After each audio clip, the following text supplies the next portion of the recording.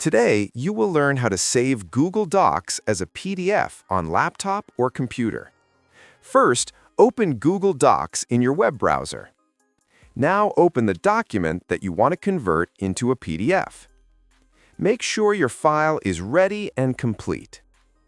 Next, look at the top left corner and click on File. From the menu, move your mouse to Download. A small list will appear.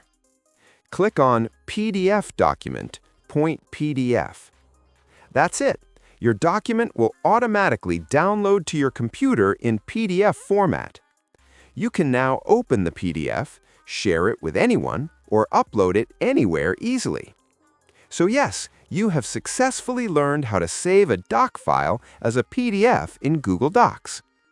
If this video helped you, please like the video. Subscribe for more easy PDF and computer tutorials. Thanks for watching.